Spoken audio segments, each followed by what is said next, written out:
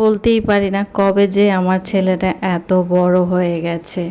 মাশাল্লাহ, সে একা একা এখন রেস্টুরেন্ট থেকে আমার জন্য নাস্তা নিয়ে আসে, দেখিও প্রাণটা জুড়ে যায়। তো সেই ছোট্ট অর্পণ, যে কিনা আমার হাতের আঙুল ধরে হাঁটতো, যেখানে নিয়ে যেতাম সেখানেই যেত। আর এখন কোথাও যদি বলি চলো যাই, বলবে যে না আমার ভালো লাগে না, তুমি যাও। আর আগে যেখানে খুশি সেখানে নিয়ে যেতে পারতাম, আর এখন তো পারি না, কারণ সে বড় হয়ে গেছে, সে আর ছোট নাই। ভাবতেই অবাক লাগে, সেই ছোট্ট আমার ছেলেটা এখন মাশাল্লাহ অনেক বড় হয়ে গেছে, এখন একা একা সব কিছু নিজে করে। ক্যারাটে ক্লাসেও যায় একা একা, স্কুলেও যাচ্ছে, প্রাইভেটেও যাচ্ছে।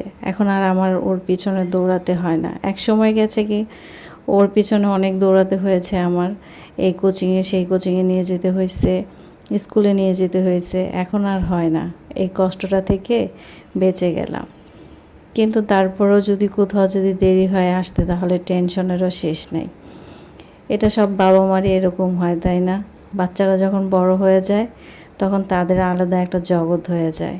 কিছু করার নাই, মানতে না পারলেও মানতে হবে, এটাই তো নিয়ম, তাই না? বাচ্চারা একসময় বড় হবে ছোট থেকে। আপনারা সবাই আমার ছেলের জন্য দোয়া করবেন, যেন ও ভালো থাকে, সুস্থ থাকে, সব সময় যেন